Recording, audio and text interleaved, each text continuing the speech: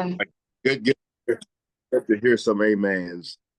A pastor always appreciates a good amen corner. And so, uh, again, welcome to Justice and Me. I know this that we have been doing this work, working towards uh, dismantling of systemic racism and promoting the voices of brown and black people in order that we may lift up justice and equity for everyone. And we have been coming together on this forum, Zoom, since the pandemic on a consistent basis, getting together periodically in person as we hope to do that even more going forward. But right now we are here and we're grateful that we are here. Know that Justice and Beyond is led by who we call pillars, organizations or individuals that have made their commitment and signed on to be the leaders of Justice and Beyond, to help formulate the vision and to do the planning each week. We meet on Tuesdays at noon. Anybody is welcome. We'll be very glad to hear your voice if you want to take part in the vision casting and the planning for Justice and Beyond. That's on this same link on Tuesdays at noon. We go for about 1 hour as we plan together. With that said, we're going to go forward today with the presentation by our panelists with Miss Barbara Major, the lovely, wonderful, wise Barbara Major. You are in this space. It is always good to be in the same space with you, and so excited about the work that you're doing with the New Orleans Citizens Coalition. So I'm going to hand the floor over to you, and it's all yours. Thank you, Pastor Manning, and thank you all for inviting us. And I really appreciate what you said. I think the wisest move I've made lately is turning this stuff over and creating a path for this young leadership I see emerging in this city, which I'm extremely proud of, extremely excited to be a part of. Because when I hear people saying, young people not doing anything, I go, I don't know what young people y'all hanging with, but I'm hanging with some young folk taking care of some serious business, not just in this city, but around this state. And so I actually, like I'm standing on their shoulders. The roles are being reversed. And I don't know if folk know a little bit about New Orleans Citizens Committee. Most people here may, but I'll just briefly say we were formed, and I would be so remiss. We were formed with a call from Bill Roussel, who we recently lost, who was our main pillar. He used to call me his general, but I said, but you my commanding chief. You understand that brother? And so we miss him, but I am a firm believer that he may be gone in body, but not in spirit. Bill still directs and leads us where we have to go. And so we have not actually met since Bill's passing. We have a meeting tomorrow where the committee will decide, or in terms of our path now, because we know the reality is that we're still going to have to push back on regressive or oppressive legislation that this new governor, this real conservative control legislature has. So we're not going anywhere. But we're not like an individual organization. We're a lot like you all. We are an organization of organizations and individuals. And so we partner because in New Orleans, we have a history of being jealous. Like I used to always go like, there's enough poor people to go around. We ain't got to fight on you going to serve more, so you need more money. You know what I'm saying? There's work for all of us. So we really are about supporting organizations, and where we can infuse whatever resource we have. But the organizations and individuals that are here tonight from the committee represent their own histories, their own organizations, and the work that they're doing in community. They are part, and not just a part, they give leadership to the New Orleans Citizens Committee. And I will ask them to introduce themselves now. One of them is coming on. I don't see him here. He said about 5 minutes because he got called to an emergency meeting. But I'm so excited about these young people. One of them have a meeting coming up this Friday. I showed up a week early. He called, Mr. Barbara, where are you? I said, babe, I'm at the front of the building. He said, it's next week. I said, I was so excited from the one that I had gone to in the community. I go like, I'm here, I'm in town, I'm showing up. And he had to tell us, so I will be there this week too. It's like one of my good friends who also passed away, and I will miss her. She was an advocate for the disabled early in Rolfe. I don't know if for New Orleans, but her mom passed, and I showed up a day early for the funeral and had the nerve to knock on the church door because I'm going like, where's everybody? So I called, and they go like, Chairman, where are you? I said, I'm at the church. They said the funeral is not until tomorrow. And when she spoke at her mom's funeral, she thanked me. She said, I have one friend that loved me and my mom so much, she showed up twice for the funeral. So I have a reputation in the city for my days getting all thrown off. But Justice and Beyond, I am here because y'all don't play. Y'all send people notices 3-4 times. It's today, 5 o'clock, boy, I'll be there. So I am here. I'm excited. And I'm going to turn it over. Adrenda Kelly, I'm going to turn it over to Adrenda because she's traveling. And I so appreciate her because she's doing this call, but she has to get off at 6 because she has another meeting. So Dren, so the follow-up we'll bring is the work that they're doing. And if we have anything to do with that work, they'll say that. If not, whatever support we give. But I am so grateful for Solomon, Drenda, and Tyrone who come eventually. So Drenda can introduce herself. I'll just call her amazing. Good evening, everyone. Can y'all hear me okay? I'm in a car in transition. Can you hear me okay? Yes, we can. Yeah, Dren, you're good. Okay. Well, we could. Great. Well, it's an honor to be here.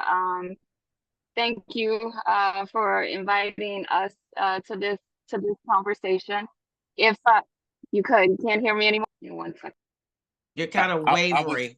Turn off your camera. Maybe that'll help. Yeah, maybe. Yeah. Try that. Okay. Is this better? Can you guys hear me? Oh. I apologize for the technical difficulties. Yeah, you're coming through right a little now. better. You're good. Yeah.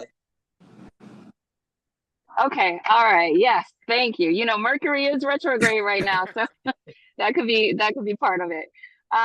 Just by way of introduction, it's wonderful to be here. I am also a member, of course, of the New Orleans Citizens Committee, and I know we'll get into the work of that committee a little bit more deeply. But I come to the committee, you know, wearing my hat as one of 2 Black women leading an organization in our city called BNOLA, Black Education for New Orleans, which is an education nonprofit. At the heart of our work is trying to unleash the transformative impact of Black educators on Black children in our city. And so we work directly with schools, we work directly with teachers, providing professional development and training to support them in doing their best work. But I would be remiss if I did not point out that a big part of what we do is we change the narrative around what Black education has been and is in our city, because we understand that so much of our educational opportunities and challenges are connected to a narrative of Black educators failing Black children, you know, which is sort of the impetus for so many of the education changes we saw come into our city post-Katrina. And we know that that is just a blatantly untrue story. And so we spend a lot of time not just supporting educators directly, not just supporting schools directly, but trying to educate our community about the historical and current impact of Black educators in our city and how we can better support them. In my capacity as a NOCC committee member, and I would be remiss to not mention this, this is a connection that I want to just lift up in this space. Bill Roussel, whose name was mentioned earlier, was not only a friend and mentor to me, but he's also a founding board member of my organization, BNOLA. And he was very, very concerned about the education challenges that we have in our city, particularly around curriculum and around you know, some of the things as Ms. Barbara mentioned, coming down from the state around ESAs and whatnot, which I'm sure we can get into a little bit more later. But the hope of our work, like so many others who are working in education in New Orleans, is just to create a space where every child is thriving. And our particular focus is on making sure that Black educators in our city are doing their part and are sort of supported to do their part, to make that vision a reality. I'm excited to be here, excited to share a little bit more about the committee's work. Certainly, there's a lot going on legislatively in our state that gets at the heart of some of our education challenges. And, you know, the final thing I'll mention, because Ms. Barbara kind of referred to it earlier, the space that she was a week early to attend was an education design session that Ashe is hosting a series of sessions to educate our community around social justice issues in our city. And the one on education is coming up this weekend on Friday and Saturday. I highly encourage all on the call to attend. B. Nolis, Ashe's partner for that session, and we'll be getting into the weeds about some of the things that I've highlighted in this introduction. So I hope to see y'all there. Thank you, Drenda. Tyrone, you missed all the wonderful things I said about you young people. That actually, you know, I'm standing on y'all's shoulders right now. But I'm telling y'all, this is the blessing is of the New Orleans Citizens Committee, is that we've been able to draw some of the best minds, not all, but of young people, and the willingness to work to this committee. And Tyrone, we just introduce yourself, whatever way you want to come, and about your relationship and beyond. Because I met you when you was a little kid, you know what I'm saying? And you've all grown up and doing some wonderful things. And I know you do a lot at that legislature. So you've seen a lot of the evil. You've also seen a lot of the resistance. And so you introduce yourself, please, and a little bit about what you all are doing. You're part of the Urban League and other organizations. So the floor is yours. Thanks, Ms. Barber, and good evening to everyone. Sorry I was late. We had a staff little emergency thing I need to handle with one of my staff members. So I apologize for being a few moments late. One, it's good to be back in front of Justice and Beyond. This is not my first time sharing with you all over the years. You know, I kind of, every time I talk to folks, especially with community-based organizations that are kind of fighting for changes, what I often have to do, because I've worn so many different hats inside of the city in the last couple years, at least in my short career, is I always want to remind people that in addition to any position that I hold, an organization I represent, who I am as a man, as a person from New Orleans, I am a native New Orleanian. I'm a proud product of Desire Projects. I am a son and a grandson of incredibly resilient, working class and middle class, not that many middle class, but mostly working class folks. And I love New Orleans with every single fiber of my being. And I've been very, very fortunate in my young career to be blessed with incredible opportunities that have given me an opportunity to get some of the best educations in the city, in the country. And the best way to understand me is to, as I told you already, where I'm from, because that is a big, who I'm from and where I'm from is very, very important to what guides me. I think another thing that's important to know about any position I hold and any work that I do is to know what is driving me. And what drives me as a leader is the desire to really make sure that New Orleans can be the very best that she can be. And I don't say that in meaning a lot of folks have these catchphrases, but what that really means for me is I've seen so many different layers of our city in terms of leadership and where decisions are made, what the impacts are, and all the like.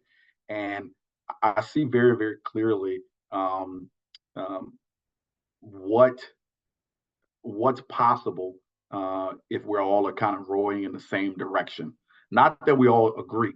A lot of people disagree with me on things, and I disagree with other people on things, right? And that's healthy. That's fine, right?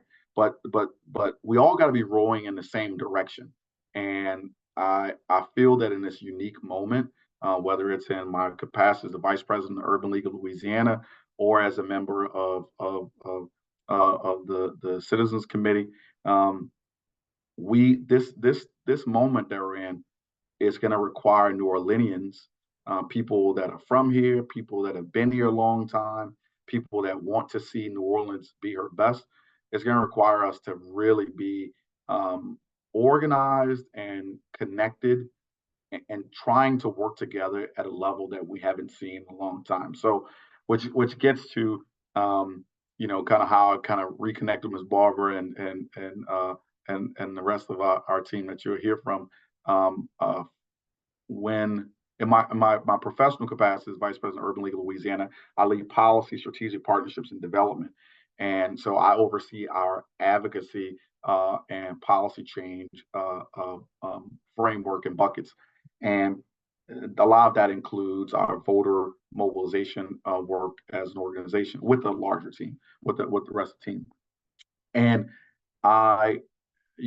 we had a dismal performance in the last statewide elections.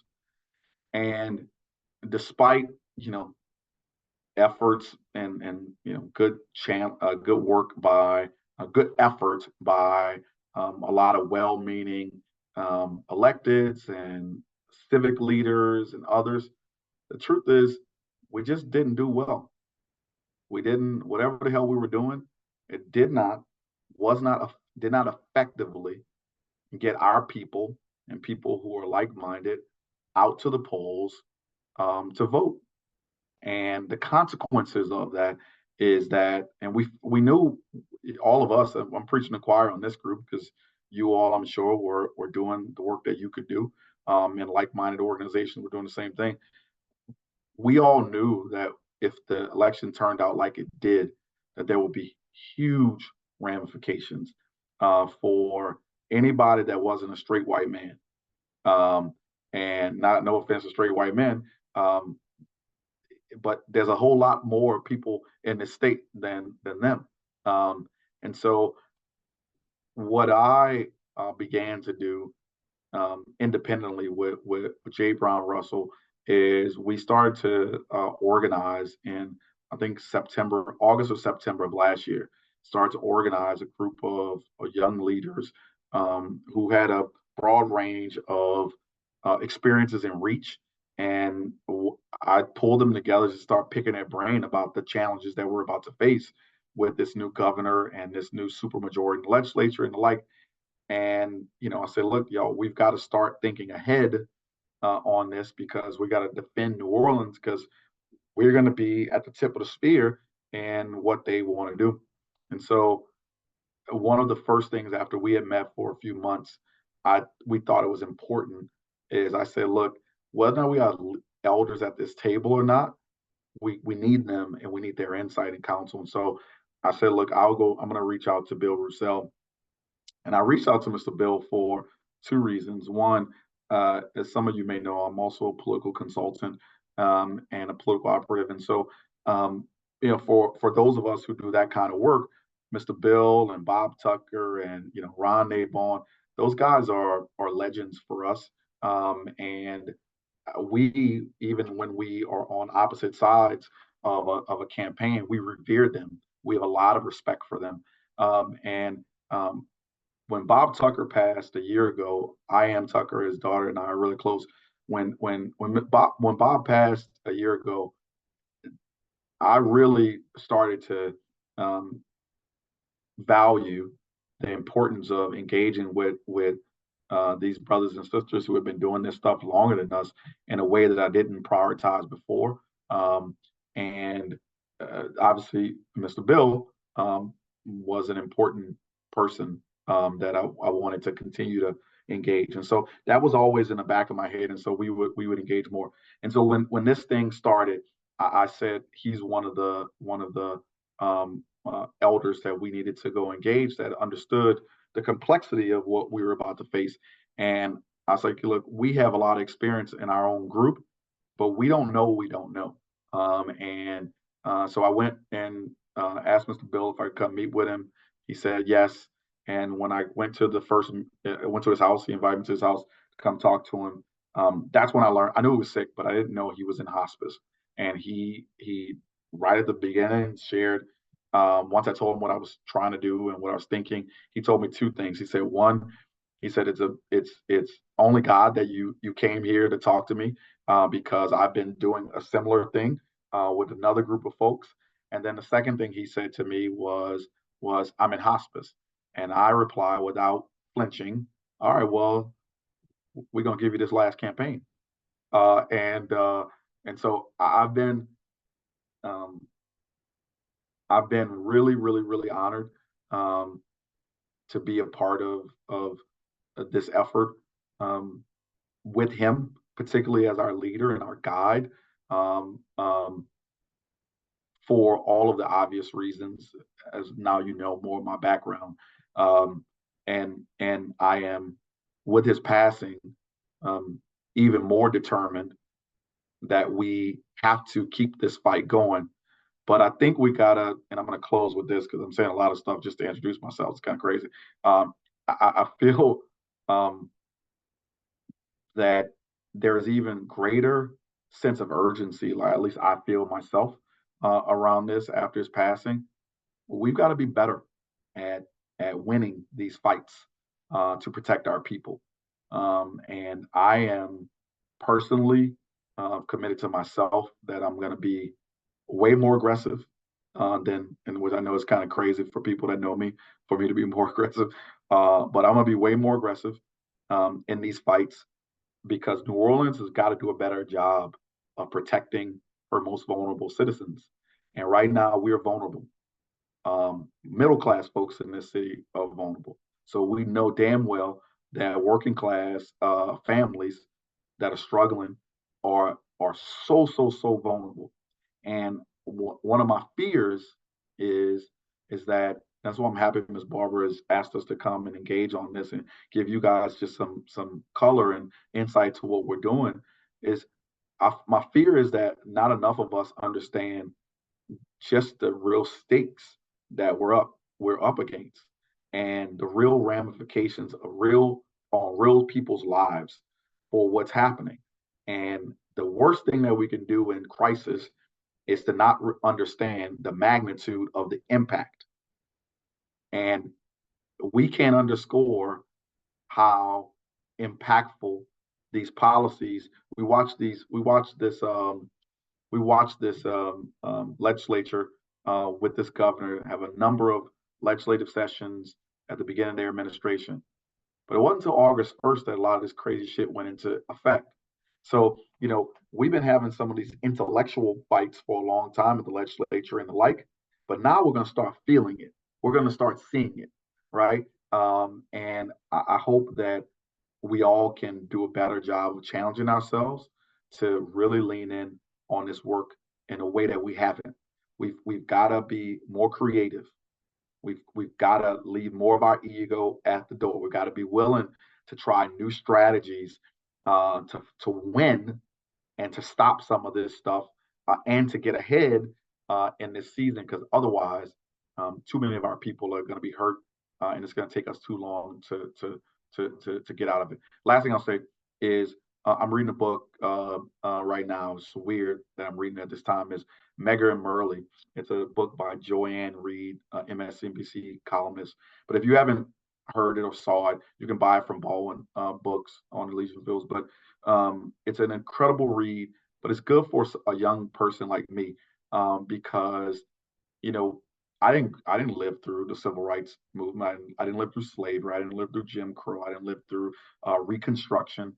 But the one thing that I've been gripped by as I read this book is just how plain and clear the ways that the government and the state level government and local leaders, how they fashion laws, policies, and then how they control things just from social order, um, to resist, right, federal laws, standards, right, and protections that should have made it life better for people in Mississippi at the time.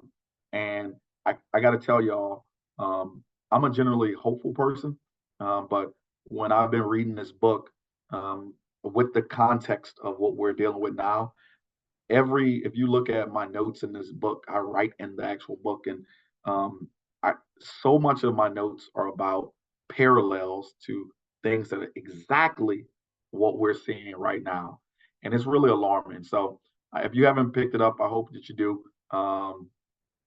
That was too long of an introduction to myself, Ms. Barber, but I'm gonna blame it on you because you didn't tell me. You should have gave me a time limit. Just Nah, it was right on time. It was excellent. That then people understand why I don't go anywhere without y'all. I'm old, I forget what day it is. So I need them to remind me of a lot of things. And I will move now to Solomon, and we'll come back and kind of intersectionalize.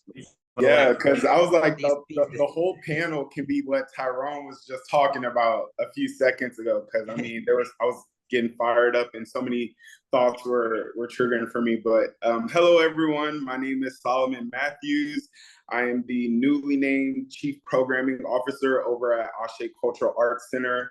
I'm also a New Orleans native, but I grew up in Jefferson Parish. I feel like I always gotta put that caveat in there. But beyond that, also grew up in a few different states across the South: Louisiana, Texas, Mississippi, North Carolina. So I've had quite a bit of different, experiences growing up, and most recently just moved back from California, where I spent the last 6 years working in higher education administration, and just had to move home and come plug and tap back into my roots. Was feeling spent in professionally, personally over in California.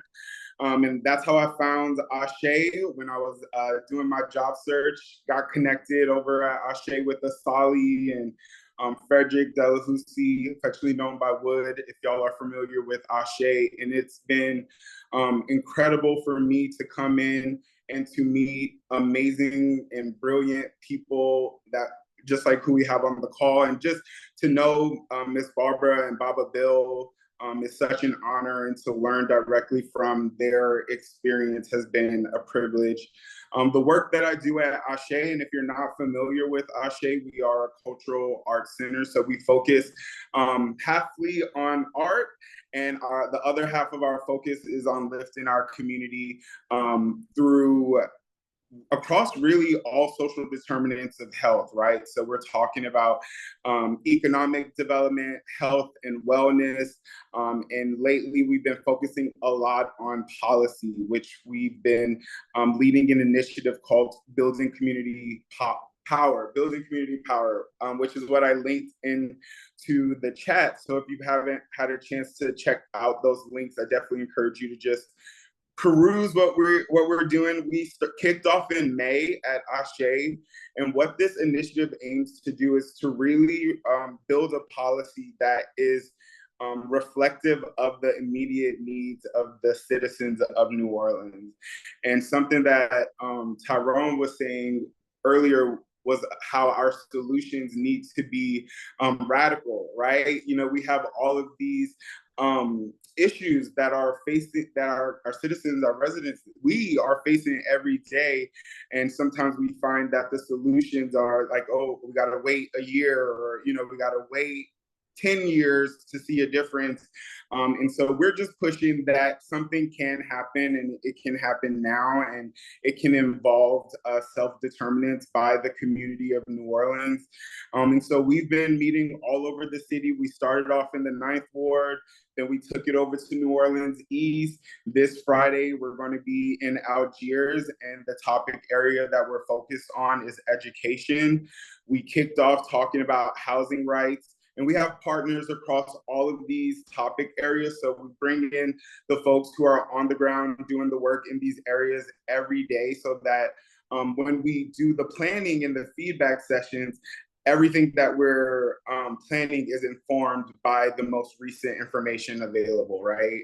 And a lot of it is also historical, which is how how I personally got connected to Ms. Barbara and the New Orleans Citizens Committee and Baba Bill, because we have to start with that history. We have to start with what we've seen, what we know hasn't worked, and bring that into the conversation. Just like what Tyrone was mentioning, there are still parallels today from, you know, what was in Jim Crow and what we're seeing now from our state legislature and even locally with state control attempts. So that's my connection. I am a part of the New Orleans Citizens Committee, but I am holding a lot of the responsibility for our Building Community Power policy initiative that we hope to see on the ballot, local ballot in March 2025.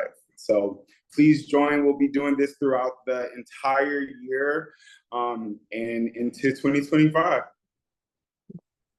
Thank you, Solomon. And what I didn't do is introduce myself as being a member of the New Orleans Citizens Committee.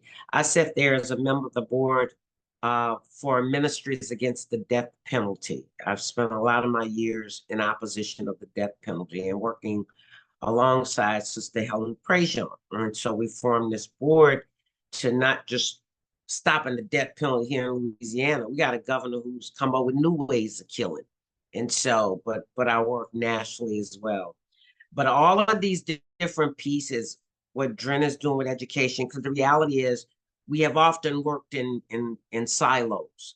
And so now we're looking at how do we develop a more comprehensive strategy that goes beyond an election, because we've also worked historically around a politician and election.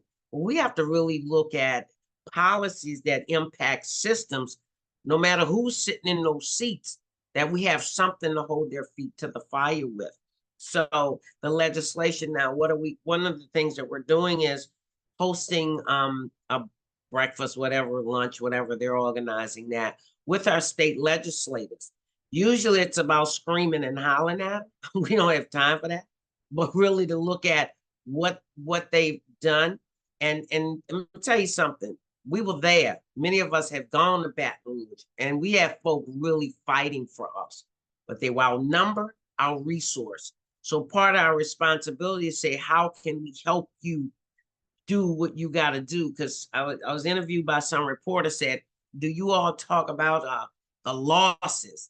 I said, that's not how we frame our work around losses. Bottom line, if we there, that's a win. Presence count, presence matter. So no, we knew going in we weren't going to get or even be able to defeat all the legislation that was coming at us, because it was coming at us so fast. The other thing is there, and all the groups are not here, and there are lots of different organizations doing amazing work. Now, I'm meeting with a community organizer tomorrow. I didn't know this was happening, where they're getting ready to train, I forgot, 50 organizers from around the country, because we are a battleground state. Whether, and see, we got to get beyond, well, you know, electoral college, don't matter. We need to beat this devil in the ground, popular vote, whatever the other side is, and to help folk understand that the war is not over once we get a president, y'all. That this battle to change this nation is ongoing. The other thing is that because democracy is going to be under attack as long as you have people like Trump around, and we got a lot of those people around. So these I don't know what I'm going to find out about them tomorrow. Invited me to look at them developing their curriculum around training those who are going to be training these organizers. And they're going to work here, Jefferson Parish, and statewide, because there's so many things. So having these relationships, we're connecting. Now, we're not going to go in and tell them this is what you do, blah, blah, blah. But if you want to be effective, what I bring to the table is that we've got to use social media. But the one thing I think we forget, and I'm talking from Black folk, we are relational. You gotta look me in my eye. I want to know who your mama is. And that's the one thing that's happening with Shay. Solomon them in the community. I went and I learned stuff. I mean, it's like, I thought I knew everything. I don't know much of nothing. I went to the one on health. It was awesome. And I'm looking at these statistics, you know, and even when the city show up to say to the city, that's really, we did they come up with solutions for things going on in the community and say, well, what did they do? They didn't say they interviewed, whatever you call it. They interviewed a 1,000 people. Health assessment. Yeah, they did. And I'm in a room full of folk. I asked them how many in the room have been interviewed. None of us. I don't know who the hell they interviewing, but it's not the folk we know. And it wasn't an attack on them. What I said, I want you to be better at what you're doing, more effective if we really want to impact the lives of people. So whether they take it back and do it right, that's going to depend on us building the capacity and educating community to hold all of us accountable. And so I'm so appreciative. And the work that you all are doing at the Urban League, all these pieces are part of a puzzle to create a comprehensive strategy for policy change and for real accountability of those who are in positions of power. So right now, our meeting tomorrow, I don't create the whole agenda. Our executive committee does. But we know, you know, one thing for sure and two things for certain, as they say in the street, that we got to deal with getting folk out to vote. Now, it's one thing to get them registered. It's another to get them out to vote. Because one of the things I noticed, I said, you know what? I remember the days around, you mentioned it, Bob Tucker and all of them. We used to have vans and cars at the senior citizen centers, you know what I'm saying? Bringing people where they need to. Nobody does that anymore. I don't know. But it also, like I said to folk, when they were tearing down public housing, I said, it has nothing to do with housing. This has to do with undermining the political power of Black folk in this city. See, folk, they got some of them buildings didn't get wet. Nah, that was a political block that folk couldn't control. And so part of our responsibility now is to educate wherever people are. We've got to educate people and help them understand that their vote does matter. Because for so long, they don't see things having changed. They don't believe that their vote matters. But the work that the Urban League is doing and the Power Coalition, this group I'm meeting with tomorrow, I think it's Step Up, whoever, y'all know Step Up, and other folk, B. NOLA, engaging folk around education. At the same time, I have to remind folk that we're doing this, people are still struggling and suffering. You know, it's not like you do one or the other. It's both and. Like we got to feed the folk when they're hungry, but we got to still pushing against the policies that keep creating hunger. That's a different kind of way that we have to look at this. So I chair the Nuanced Citizens Committee, but by no means, that leadership is so, it's amazing. It's all this intertwined of elders and younger folk, and we go back and forth with ideas, but it is a collective. And one thing I think it might have been, I don't know if it was you, Tyrone or Solomon, it's not even about a politician. You understand? We got to know that whomever sit in those seats of power still have to abide by laws and policies that are in place. So we got to change some of these policies and some of these laws. But organizations can't do that. Organizations never did that. Organizations historically, our responsibility is to mobilize, educate, motivate, and agitate. That's what we're supposed to be, of the masses. That's our job and our responsibility. And I tell folks, I can't go in and change no policy just because I want to.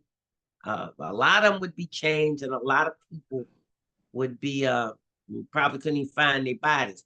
God forgive me, pray for me, Pastor. I'm trying. I'm getting better at it. But tomorrow at our executive committee meeting, we will start. We're not going to complete it. I know we will determine and define how we as an organization ensure that one, people are educated. Don't just go up to people. You got to register to vote. I'm going to ask you why I'm a damn self. Why? Look at my life. Nothing changes. So we have to be able to articulate to people for real. Because politicians make all, they lie, you know, they make all these, I'm going to do all, no, you can't even do all that. Be honest with people, and our expectations are real. And then we deliver more, and it gets to people and keeps them excited. So the New Orleans Citizens Committee, Bill said to me when we first started, he said, Barbara, I'm probably not going to be here with you at the end of this battle, because we've been in a lot of them before. And Bill and I didn't always agree politically.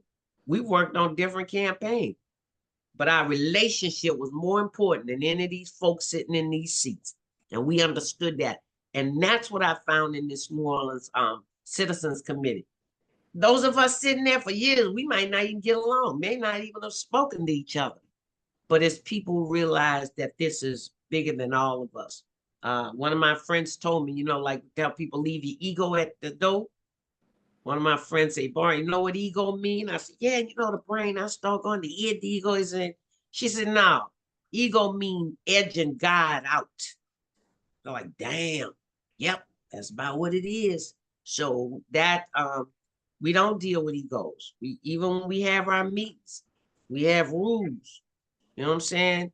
You ain't gonna act no fool up in here. You know what I'm saying? I love that it's Zoom, because I can really talk crazy to people and unplug their ass if they want to go somewhere that we ain't going.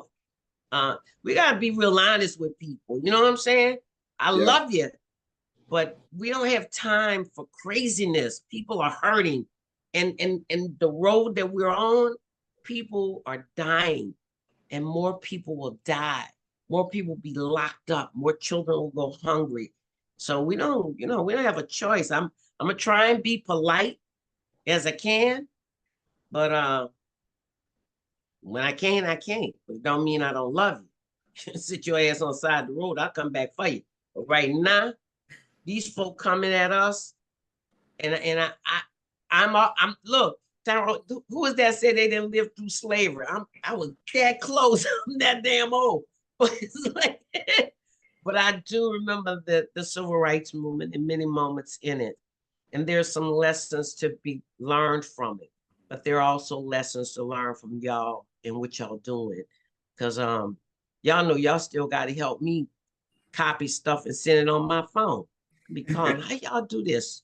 So I need you all, and I am grateful. And it's a blessing to know that some of what I might have you want to hear, but that don't mean you got to use it. We don't impose on each other. And that's hard because when you believe something, because everybody is, you hear the passion, whether it's Brenda or Tyrone or Solomon. And I did see one of my other job, but he had to go off and finish something he said. But there are so many. I mean, that gives me hope. I am never, ever, and none of us should ever be, you know, in a position to think that we won't win. I take the stance that maybe I won't see the win in my lifetime, but we gonna win, because right gonna always win. That's how you deal with that one. So the committee is, thank y'all for having us. And questions you might have for any of these brilliant young folk, please. And I see a hand already. Sylvia, is that you? I think I see. Yes, ma'am. And I don't know how you do I. it, Brooke. I don't know how y'all, because I'm not moderating this group That yet. is I. That is I. That Oh, is okay, I. thank you, Sylvia. Go ahead. Well, my question, well, for number one, I would like to say thank you to all of you who took time out your busy schedule to be with us and help educate us, because we are always learning. Every day is something new we're learning.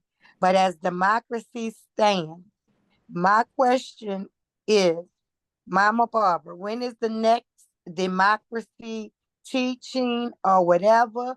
We need to be taught these aspects all over again. It's so much have changed. I've heard they have stripped so many civil rights till it's not funny. We need to know what to do, Mama Barbara, from you and the young people, because I need to come and meet with y'all. Sometimes I can't get out as much. But I do my best to make it if you're in New Orleans. I can't travel as much either. But I'm here. Please tell us, where can we be of assistance to you and we can do this for each other. This a winning battle now. And I'm gonna pass it on because I know Urban League does stuff, Binola, and particularly I know Ashe is doing something. But I want to be clear with everybody that I engage. First of all, we have not achieved democracy in this country. We're on a road to building democracy. If you don't understand the history of this nation, we've never had democracy. The whole fight from the beginning, and I'll say not even from the beginning, I'll say after the Civil War, under Reconstruction, this country has been reconstructing itself to really figure out what democracy is. True democracy means that, yeah, the majority rule, but the bottom line is the minority is respected and given a place too. So we're on a road right now. There wants to be an interruption in the struggle to build a democracy in this nation. You know, are we losing democracy? No, we fighting to gain it. Always been fighting to gain it. Never seen it. So we are part of that. And Solomon, I know that you are inviting people to these different sessions, and Tyrone, stuff that you all are doing at the Urban League in terms of where people can plug in, and Drenda, you as well. Yeah, I really want to hear Adrenda's response, because I think, and Sylvia, let me know if I'm understanding your question is how do we teach how to engage within the democracy, right? Like, what are the tools, right, to use it? And to that point, during every meeting, right, we're focused on collecting feedback, but we're also focused on letting folks know what they can do right now. And so in our very first meeting, we wrote letters to city council. Our upcoming meetings, we want to start making some like video campaigns. There are so many different ways to activate and to use our collective voice. And I just think some of those ways have not stuck with us through the time. And they're definitely not being taught necessarily in the classrooms, right? I think if they are, it's being viewed as some kind of like indoctrination, right? But that's what the conversation is. But that's why I want to hear what, you know, just from the educator perspective, like I think of like a supplemental curriculum that we'll start to have to own and really have these pathways for that understanding. That's a wonderful idea, actually. For everybody, not just kids. I mean, civics 101, civics 000. People don't know. So I love that idea, Solomon. That's an assignment one of y'all gonna take. Dren, and then yeah, thank you, Ms. Sylvia, for the question, and echo everything that Solomon and Ms. Barbara have already said. The fact of the matter is, when it comes to civics education in our public schools, we don't have that in the same way that even I, as like a 1998 high school graduate, from a school in Louisiana, I did take a civics course, but that is not present in our public schools in the same way. And so there is work to do to make sure that our curriculum actually prepares young people to be fully participating, informed citizens about their role in shaping this democracy. But I think some of the things that immediately come to mind for me when I think about the moment we are in, and I'm putting on my education hat as I'm sharing this. We work in a very complex education system in New Orleans, unnecessarily so. Which is my personal opinion, and we'll get into that at the charrette this weekend. But there are sort of three decision-making levers when it comes to our schools, right? You have our charter school board, you have our elected local school board, and then you have our Bessie board, right?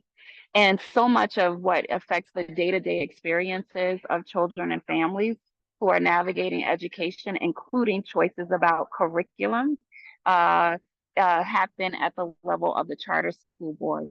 So one thing I always share with folks who are interested in being active around education advocacy is I encourage folks to get, I want to be clear, it's not, and it's set up this way to not make it easy for many families to participate, right?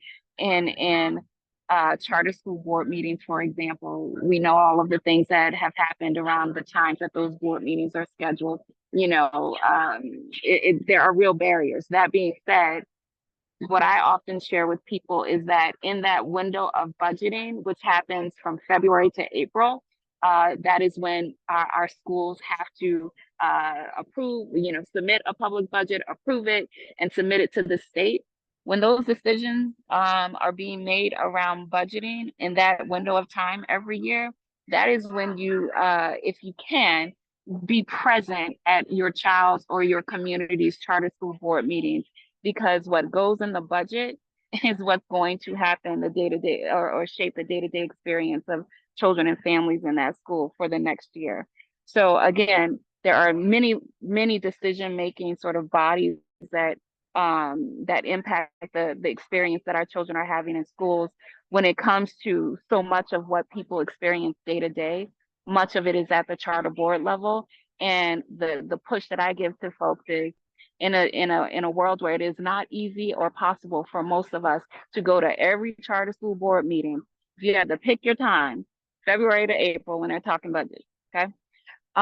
The other thing I would say, again, wearing my education hat, is we all need to be very, very, very concerned about the educational savings account legislation that was just pushed through without a fiscal note right now, right? What am I talking about? It is essentially a form, we're all familiar with some of the movement around private vouchers to help families pay for private schools through various scholarship programs offered by the states. They're right now funded by tax credits. But this ESA bill that was pushed through puts us on a path to essentially allow families to use the money that would be used to provide a public education to a child in Louisiana to, purchase educational services and educational experience that the family feels is important for the child. There is nuance to this, right? If you are a family with a child who has, unique learning needs, this comes up a lot with families who have children in special education or who just have like very unique learning needs. Many of our schools do not do a good job. I would say most of our public schools do not do a good job, particularly with children who have special needs. And so there is an argument to be made that, something like a voucher or an ESA would support, especially families who are not getting their needs met in our public schools. But that's just smoke and mirrors, okay? To be clear. And I say this all the time to folks, people will across the country will talk about New Orleans as a model, right, of education reform. And I say, yep, it is a model. It's a model for how, education policy under the guise of reform can be leveraged to undermine the self-governance and the ability of a community, particularly Black communities, particularly Blue communities. So we're a blue dot red state city or a red state geography, and education reforms in particular tend to be leveraged to undermine the ability of these particular spaces to control their own resources, control their own institutions, et cetera. And so it would be a mistake to think that education reform in any place is solely about education. And I would say the same thing is true of ESAs. We all need to be concerned about the next legislative session, which is going to probably attempt to push through a solution to fund our ESA program, which is already in policy.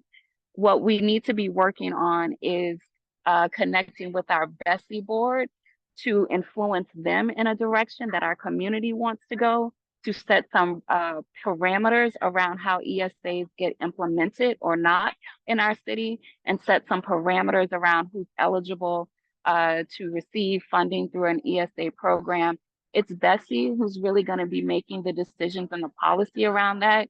And for, the thing I'll just put forth is that as a community, we should be concerned about this track we're on with ESAs, which will, it will defund public education, and how we intervene right now in a world where the policy is already passed without a fiscal note. How we intervene is we get active with the Bessie board, and we influence those Bessie board members around the parameters that they're going to need to set about how these ESAs are implemented. These are some of the things we'll talk more about at the education charrette that Ashe is hosting on this weekend. But if I were to lift up some things that keep me up at night in terms of education and our democracy, I think particularly about the day-to-day experiences of children in our city in New Orleans.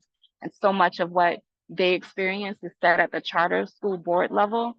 And so if you can get into the budgeting conversation, that's the place to make noise. And then I think about the coming implementation of ESAs and what we need to do to greatly reduce and weaken, what that will look like in implementation, and set some parameters that are in the best interest of our community. And that's going to happen at the Bessie board level. Tyrone, and I know Max had his hand up, but I just want that's all about to tell you, Mama. To respond from the urban leagues. Thank you all for answering that question. Yeah, I'll wait. I'll incorporate it to potentially answer with after Max's question. Oh, okay. I've learned a lot from Barbara over the years, and I've learned a lot from Tyrone, who's a lot younger than me, because I'm one of those old white men, that you were referring to. And I'm really old because my original mentors, black and white, were in the civil rights era of the late 50s and early 60s. But I've still been challenged by Barbara, and I've still been learned from her, and I've been challenged by you, Tyrone, and learned from you. And one of the things I've learned is that I'm constantly in a struggle between dealing with the immediate needs that Barbara was referring to earlier, like, for example, my little white church in the Marigny, an old white church, right, is opened up a pantry, a food pantry a couple of years ago. And wow, that was a big deal for us, and now we're being challenged, right, to meet the terrible growing needs. I don't know how we're going to do it, tell you the truth. That immediate need, how do we deal with that? At the same time, my church is involved with Together New Orleans. And for me, Together New Orleans deals with the other kind of problem that Barbara and you raised, Tyrone, and that is dealing with the systemic problems that we face. How do we do that? And I think Together New Orleans is an example of how we do that we come together as various congregations and groups and organizations, right? And challenge the powers to be, whether it's tax policies or whether it's energy policies or whatever it may be, that affects people every day. One of the things that TNO did recently was to deal with the issue of solar farms, right?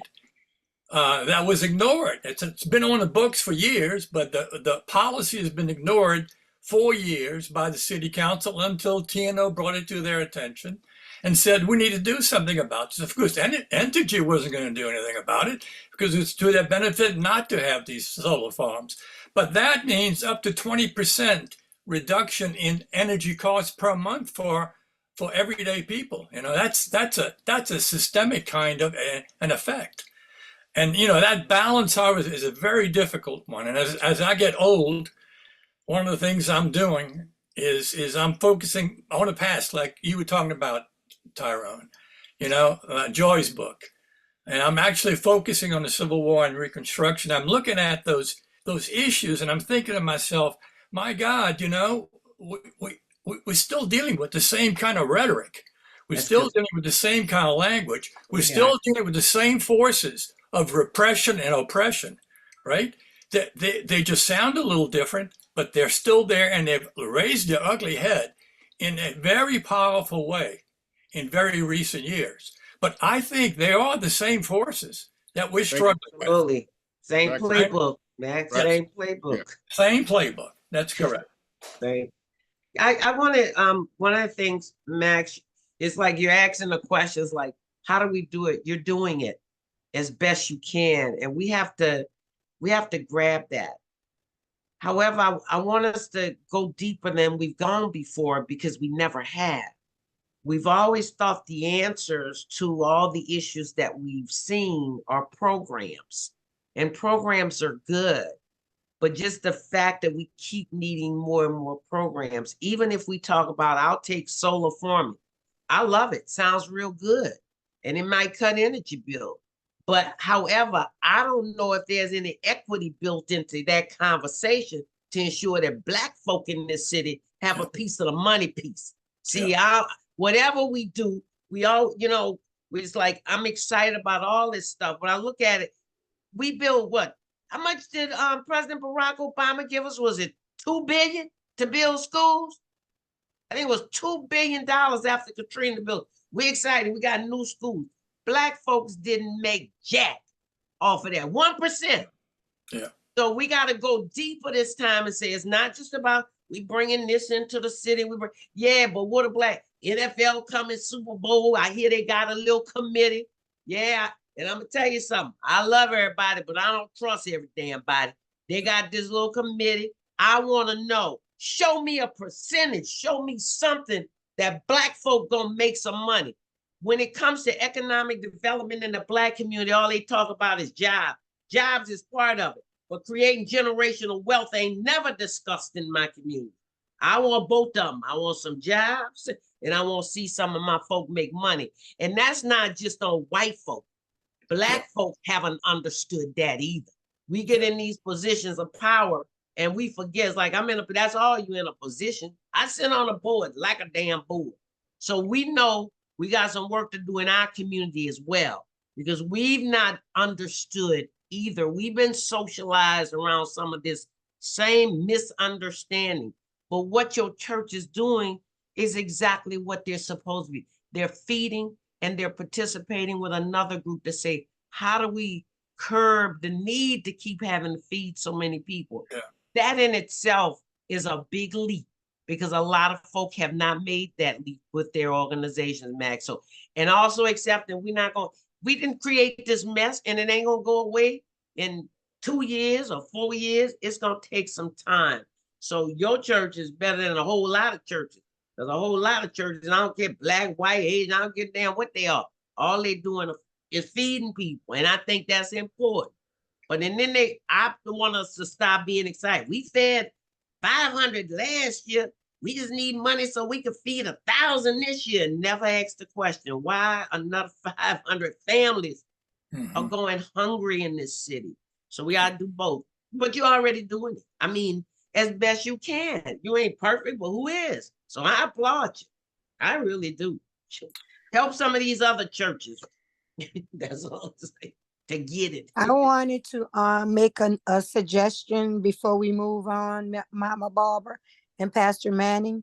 I always believed in meeting people where they are as well. So what I'm also asking, we have a lot of libraries in each one of our areas.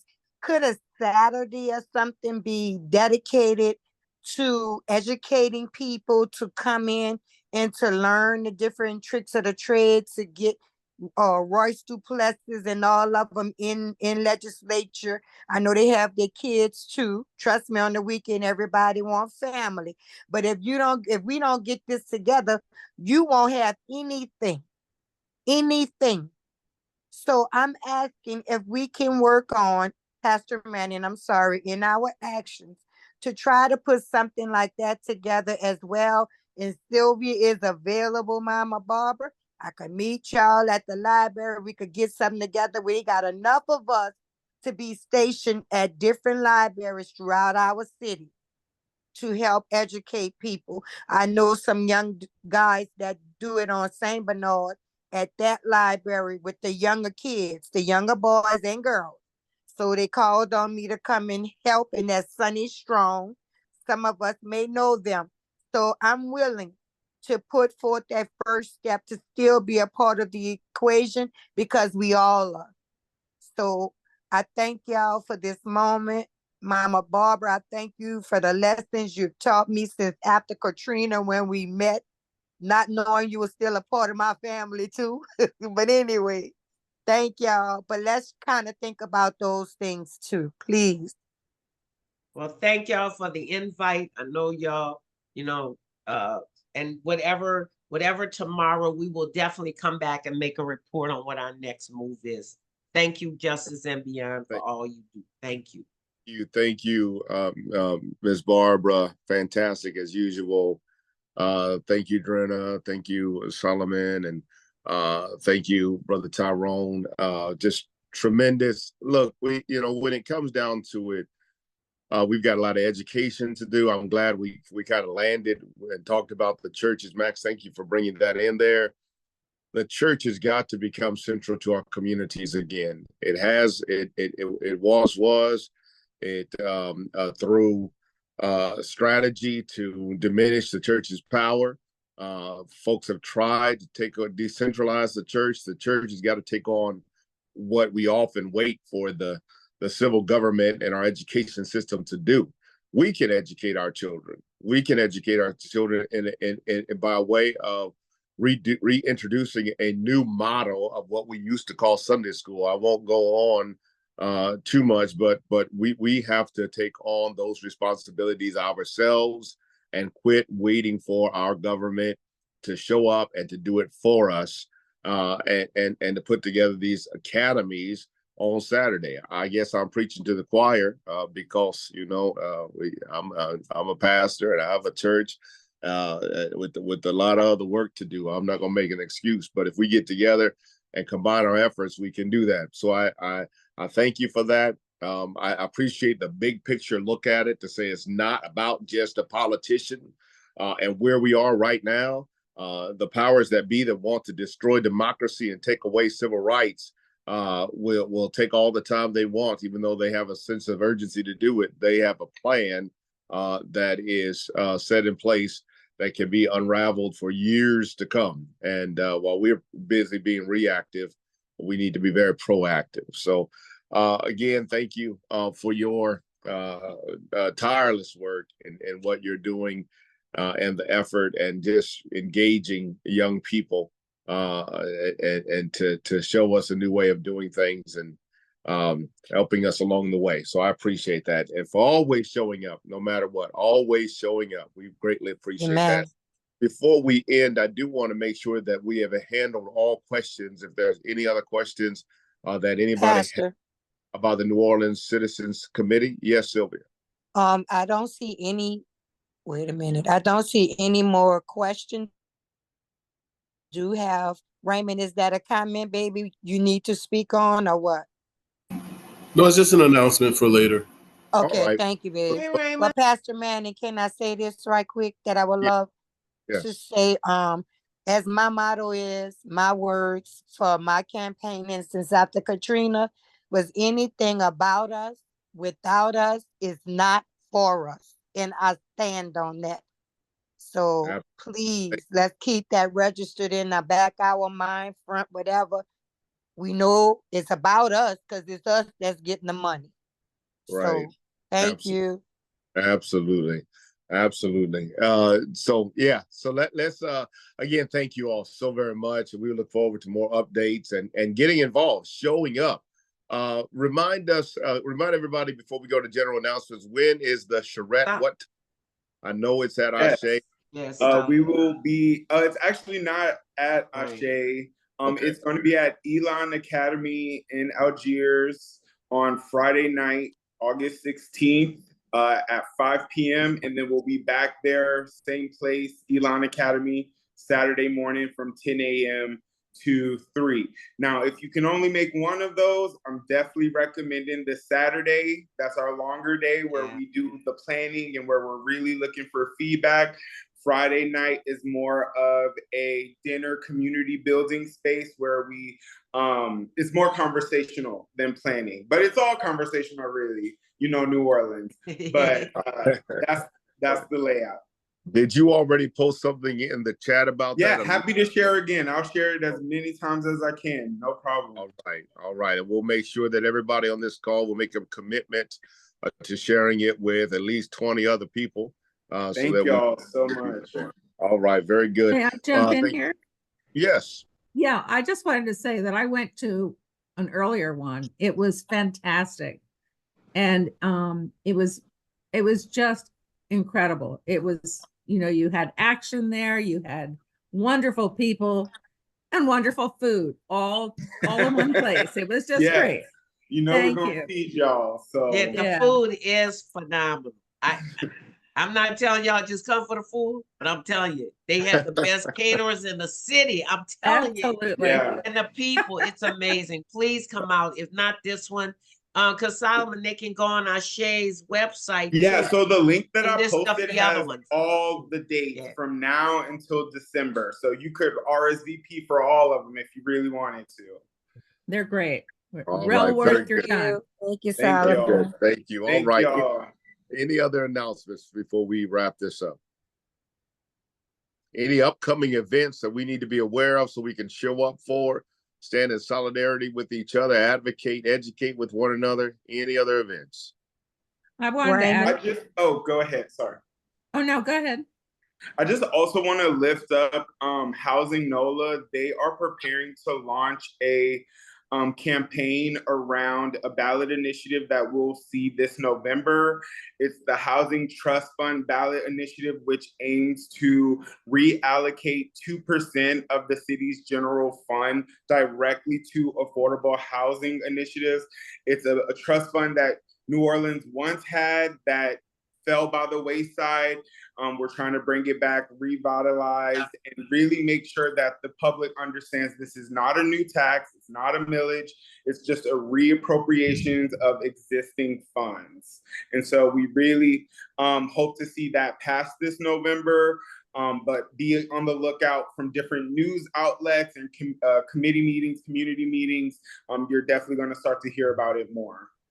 All right. Thank you, Solomon. Brooke? Yes.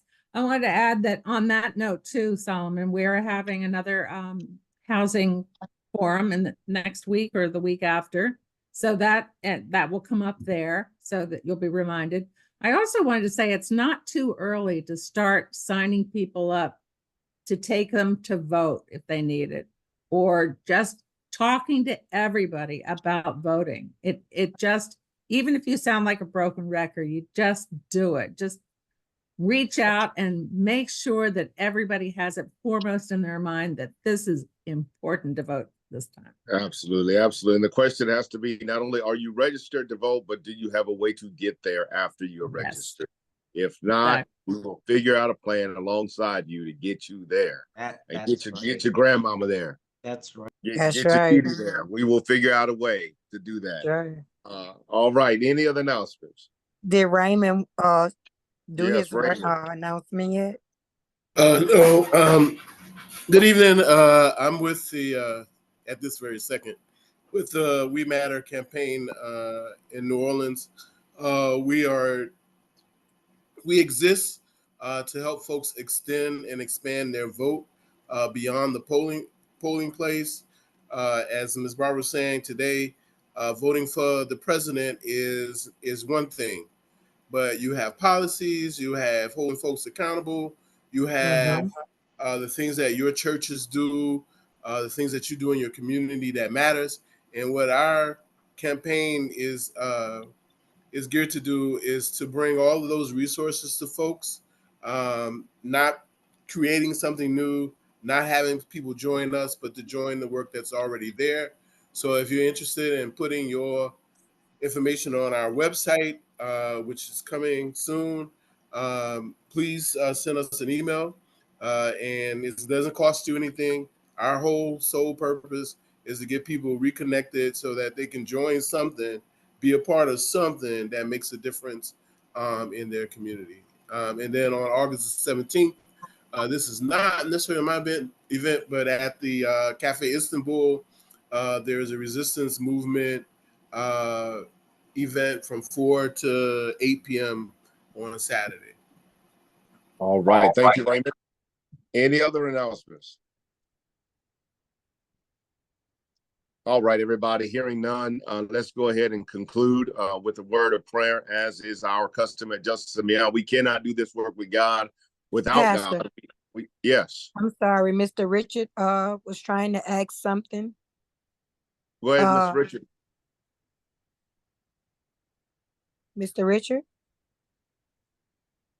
I'm just curious, who's organizing rides for voters? If somebody had a card and wanted to drive people to the polls. We got two I'm not sure. Anybody know about who's I don't know of organizing? anybody who's set that up, Richard, but hopefully that will get set up because it's gonna be absolutely necessary. I don't know who's working on that part, but I'll mention it to these folk tomorrow. You know what I'm saying? Yeah. Let's start doing some I'll it up research. in my circles too, because we do a lot of work with Power Coalition and Bike and Vote. I'm sure there's going to be information to share. Yeah, I think it'll be That's coming good. out before long. And we'll definitely bring it back. Solomon can bring it back. Thank Oh. you. Oh, but since Richard made his voice known, I knew he was there, but the Holy Spirit touched on me and said Richard should end us in prayer. Could you do that, please, Richard?